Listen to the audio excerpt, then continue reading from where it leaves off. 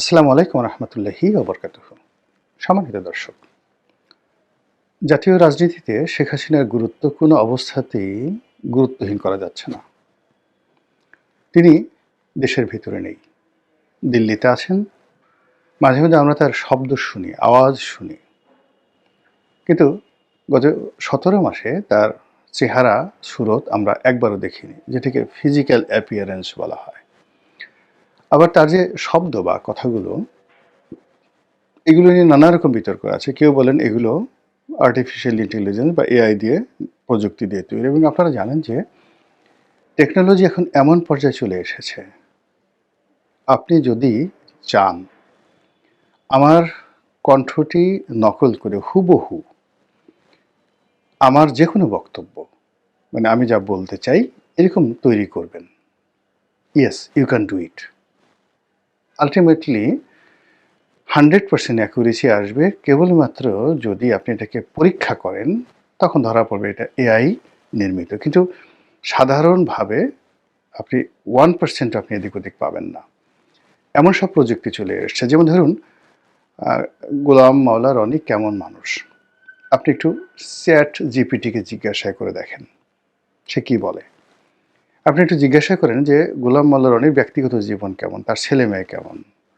Even আমি এ যাবৎকালে যত লেখাগুলো লিখেছি, অলমোস্ট 50 লক্ষ ওয়ার্ড 2009 থেকে এ পর্যন্ত লিখেছি, যেগুলো জাতীয় দৈনিকে প্রকাশিত হয়েছে, এবং এগুলো সবই বই আকারে প্রকাশিত হয়েছে।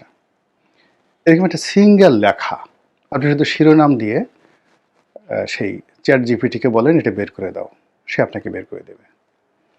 আমি গোলাম মোল্লা রনি কি ভাবছেন আজকের দিনে আমি কি ভাবছি, আপনি জিজ্ঞাসা করে দেখেন চ্যাট জিপিটিকে, সে কি বলে দেয়।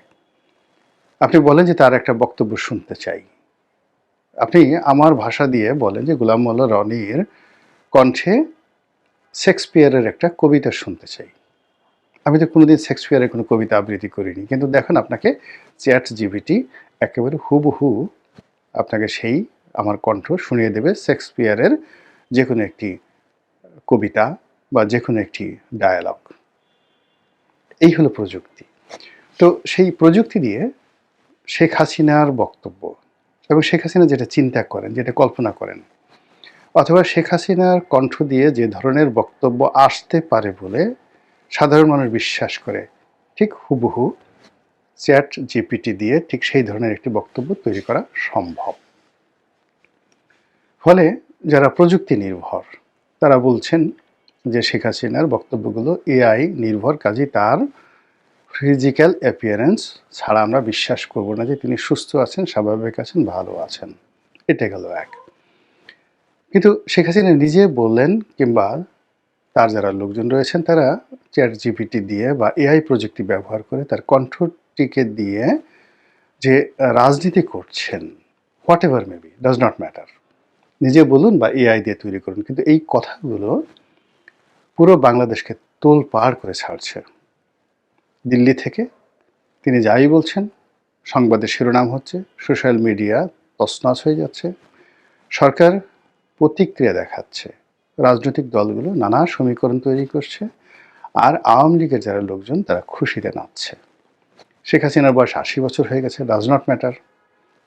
তারা মনে করছেন যে 88 বছর বয়সে যদি ডক্টর মোহাম্মদ ইউনূস দেশ চালাতে পারেন, তো শেখ হাসিনা তো তার সাথে আরও বেশি সুস্থ, দেশ পরিচালনা আরও বেশি অভিজ্ঞ, এবং দেশ চালাতে তো আপনার মানে যাকে বলা হয় শারীরিক শক্তির দরকার নেই, তার ডিজায়ার, তার উইল ফোর্স, তার সিদ্ধান্ত গ্রহণের ক্ষমতা। তিনি যদি প্যারালাইজড হয়ে বিছানায় শুয়ে শুয়েও বুঝতে পারেন যে দেশ কিভাবে চলছে এবং কি করা উচিত, তিনি তো সিদ্ধান্তগুলো দেবেন। তো কাজে আওয়ামী লীগের লোকজন মনে করেন যে শেখ হাসিনার যে যোগ্যতা, তার অভিজ্ঞতা, তার দৃঢ়তা, তিনি হাঁটাচলা করতে না পারলেও শুয়ে যদি থাকেন, তার ব্রেনটা যদি ঠিক থাকে, তাহলে তিনি যে কোনো মানুষের চাইতে বাংলাদেশে যারা আছেন তাদের সবার চাইতে দেশ ভালো চালাতে পারেন। আওয়ামী লীগের লোকজন মনে করেন তিনি কেবল বাংলাদেশের রত্ন নন, তিনি এখন বিশ্বরত্ন। এই পৃথিবীতে যারা পৃথিবী শাসন করছেন এই মুহূর্তে, সেই পৃথিবী শাসকের মধ্যে একমাত্র চীনের প্রেসিডেন্ট শি ছাড়া অন্য কেউ সরাসরি শাসনকার্য প্রণালীতে গত 15 বছরের অভিজ্ঞতা নিয়ে শেখ হাসিনার সমপর্যায়ে নেই। 2009 সালে শেখ হাসিনা যখন শাসন ক্ষমতা শুরু করেছিলেন, ঠিক সেই সময়টাতে বিশ্ব যে সকল নেতৃবৃন্দ ছিলেন তারা কেউ নেই একমাত্র চীনের প্রেসিডেন্ট ছাড়া। আর রাজতন্ত্রের দেশে রাজারা আছেন, সৌদি আরবে রাজারা আছেন, তারপরে ইরানে খামিনি সাহেব আছেন, কিন্তু তারা শেখ হাসিনার মধ্যে কেউ শতভাগ একেবারে অ্যাক্টিভলি জুডিশিয়ারি, এক্সিকিউটিভ, মিলিটারি সবগুলো তিনি এক হাতে হ্যান্ডেল যেভাবে করেছেন, এটা আসলে শেখ হাসিনা সাহেব কেউ করেনি। এই কারণে আওয়ামী লীগের যারা নেতাকর্মী, তাদের যারা প্রতিপক্ষ যতই শেখ হাসিনাকে স্বৈরাচার, ফ্যাসিবাদী যা কিছু বলুক না কেন, তারা মনে করেন যে তিনি গণতন্ত্রের জন্য, রাজনীতির জন্য, সুশাসনের জন্য, দেশের উন্নয়নের জন্য ল্যান্ডমার্ক। তো ওই যে তার যে কণ্ঠ, সেটা এআই নির্মিত হোক কিংবা তিনি নিজে বলুন, হোয়াট এভার মেবি, আওয়ামী লীগের লোকজন এটাকে মনে করছেন তাদের মানে প্রাণবায়ু। তারা যে বেঁচে আছেন, এই বেঁচে আসার নিঃশ্বাস প্রশ্বাস হলো শেখ হাসিনার বক্তব্য। এরপর দ্বিতীয় যে বিষয়টি রয়েছে সেটি হলো সরকার। এখন যারা আছেন কিংবা আন্দোলনের যারা কর্তা ব্যক্তি, তাদের জন্য এই শেখ হাসিনার যে কণ্ঠস্বর, এটাই এখন তাদের জন্য একটা বিরাট যন্ত্রণা। শেখ হাসিনার কণ্ঠস্বর শোনার চাইতে অনেকে গলায় দড়ি দিয়ে মরার জন্য রেডি। যে কারো কণ্ঠস্বরের সামনে যদি কানে কানে শেখ হাসিনার কাছে এসে বলে, কুক কেমন আছো মামু, ভালো আছো তো, এই যে কথাটা যদি শেখ হাসিনার এই বক্তব্য যে কেমন আছো মামু, দিনকাল ভালো চলছে তো, ঘুম ঠিক মতো হয়, শরীর স্বাস্থ্য ভালো আছে তো, এই কথা শোনার সঙ্গে সঙ্গে তার মধ্যে যে ভয়, আতঙ্ক, বিষাদ তৈরি হবে, সেই বিষাদের পরিবর্তে যদি বলা হয় যে তুমি এখন গলায় দড়ি দিয়ে মরো, সে বলবে আমি গলায় দড়ি দিয়ে মরব। তো বোঝার চেষ্টা করুন যে শেখ হাসিনার যারা প্রতিপক্ষ, তাদের কাছে তিনি এখনো পর্যন্ত কতটা ভয়ঙ্কর রূপে আছেন। আর এই কারণে এই যে নির্বাচনের পূর্বক্ষণ, যখন নির্বাচনের জন্য মাত্র 10 দিন সময় আছে, সেই 10 দিন পরে কি হবে? তারেক রহমান সাহেব প্রধানমন্ত্রী হবেন, অথবা ডক্টর শফিক প্রধানমন্ত্রী হবেন। সব মানুষ আওয়ামী লীগকে ভুলে যাবে, শেখ হাসিনাকে ভুলে যাবে, কিন্তু সেটা হচ্ছে না।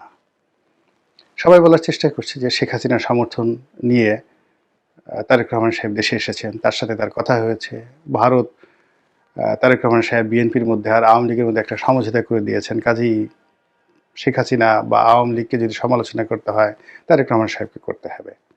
বিএনপির লোকজন বলার চেষ্টা করছেন যে আরে এটা কি ধরনের কথা, জামাতও তো দিল্লির সাথে যোগাযোগ করছে।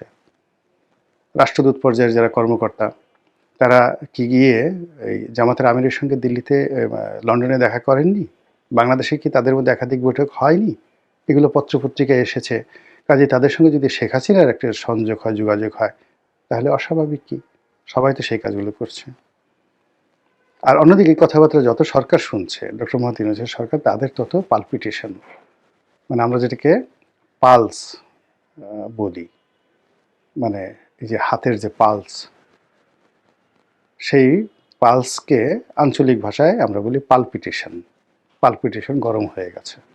তো যখনই শেখ হাসিনার কথা বলা হয়, পালপিটেশন গরম হয়ে যায়।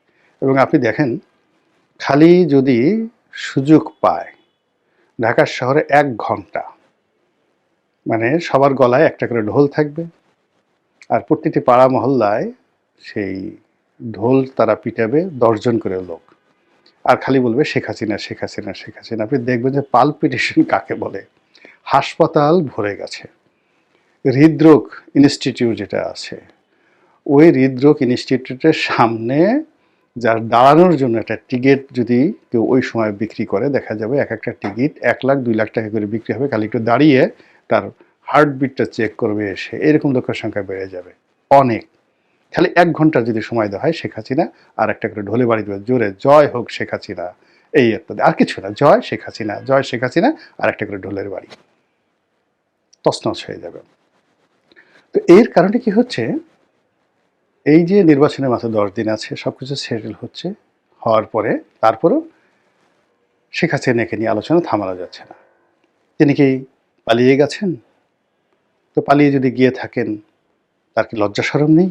তিনি এখন সেখানে এখনো পালাতক অবস্থায় আছেন, সামনে মুখ দেখাতে পারছেন, অথচ বড় বড় কথা বলছেন।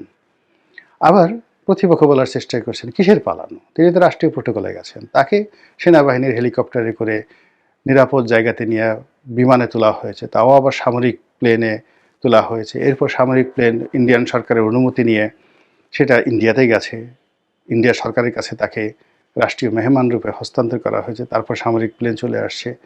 এটা কি ধরনের কথা? কেউ কেউ বলার চেষ্টা করছে আরে তিনি তো এখনো পর্যন্ত, মানে আর বললাম না, এখনো পর্যন্ত আছেন আছেন তার পদপদবি নিয়ে। তো এই যে পরস্পর বিরোধী কথাবার্তা, সেই সব কথাবার্তার মধ্যেই আওয়ামী লীগের ভেতরে বাইরে, আওয়ামী লীগের পক্ষ বিপক্ষ, দেশের ভিতরে দেশের বাইরে, যেখানে বাংলাদেশের রাজনীতি নিয়ে কথা হচ্ছে সেখানেই অনিবার্যভাবে আওয়ামী লীগ চলে আসছে, শেখ হাসিনা চলে আসছে, এবং এই ভোটের মাঠে আওয়ামী লীগের আতঙ্ক বা আওয়ামী লীগের প্রেম, আওয়ামী লীগের প্রয়োজনীয়তা বা আওয়ামী লীগের অপ্রয়োজনীয়তা, এটাকে বাদ দিয়ে কোনো রাজনীতি হচ্ছে না। এবং 12 তারিখ সারা দিন যারা নির্বাচনে অংশগ্রহণ করবেন তাদের সকলের পালপিটেশন গরম থাকবে এই আওয়ামী লীগের ভোটের আতঙ্কে। ভোট কোন দিকে যায়, কার দিকে যায়? এটি কি হুজুরের দিকে যায়, নাকি এটি লন্ডনী মুফতির দিকে যায়? এটি কি জান্নাতের দিকে যায়, নাকি এটি চান্দার দিকে যায়? এই বিষয়গুলো নিয়ে যে আলাপ আলোচনা হচ্ছে পর্দার আড়ালে, সেটাই দেখবেন যে আগামী রাজনীতি নিয়ন্ত্রণ করবে। মহান আল্লাহ আমাদের সবাইকে হেদায়েত দান করুন এবং হেফাজত করুন। আসসালামু আলাইকুম ওয়া রাহমাতুল্লাহি ওয়া বারাকাতুহু।